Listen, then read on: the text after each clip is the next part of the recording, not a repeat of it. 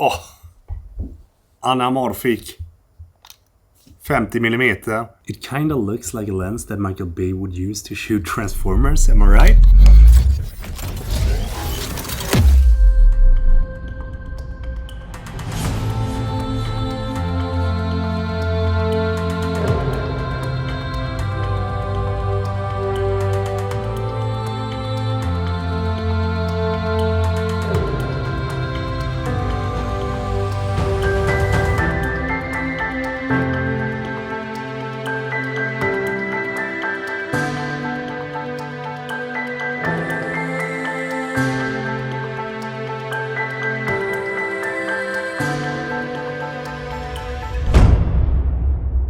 I'm just gonna start this video off by saying, hey, hope everything's good with you, and if this is your first time watching this channel, more than welcome to joining the PL family, and really hope that you're gonna enjoy this video, and if you do, don't forget to hit subscribe. Also, if you just want to follow on the behind the scenes stuff and, you know, everyday things, then I do have a vlog channel as well. You can check it out. I'm gonna drop a link down below.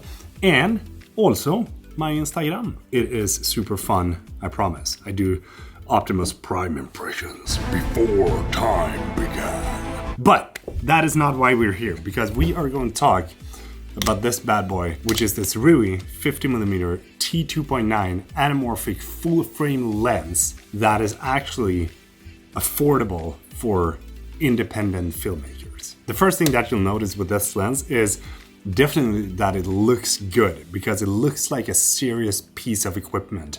And oh, you can definitely feel that it's a heavy one as well, because it's close to 1 kilo in weight. And that is 2.3 pounds for those of you that don't know the metric system.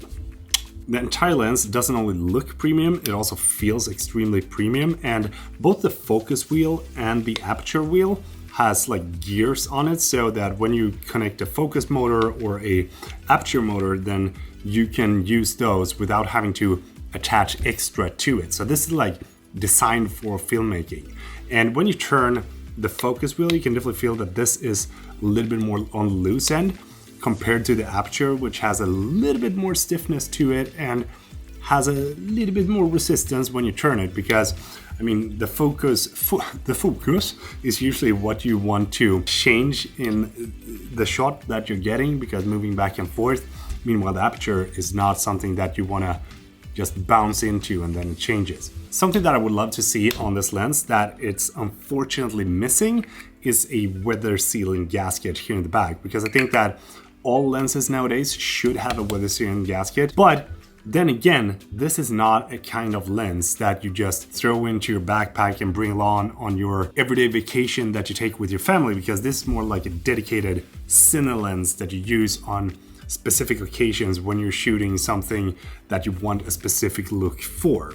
I'm not saying that you can't bring it to your holiday if you want. I mean, like, this is gonna be a great lens to get some really cinematic travel video feeling when you're shooting with it, but it's more of a lens that I would probably bring with me when I know that I want a specific look for the shots that I'm getting. The front element of this lens is really huge. You have a filter thread with 82mm on it, so it's basically the same as 1635 f2.8. I'm not gonna say wrong here, which means that I can use the same ND filters that I got for my 1635 on this lens. And the good thing about buying big filters is that you can step down so that you can use them on all your smaller lenses as well. And when it comes to the image quality of this lens, I think it's incredibly cool. I think that getting those Hollywood streaks into your shots is something that you can fake in post, but it's never gonna look as good as it does with a lens like this. And going out shooting in sunset would be something that I could imagine looks way cooler than what you're seeing with your own eyes. And since you're having this 1.6 time compression, that means that you have to like de-squeeze the footage when you jump into post, and it gives you this IMAX feeling to your shots that you're taking. And that is also something that you gotta think of when you're shooting with an anamorphic lens, because in camera, the shot is just gonna look really wonky and you're not gonna be able to use it without de-squeezing, because if you do, it's just gonna look really weird and everyone is just gonna look really wonky.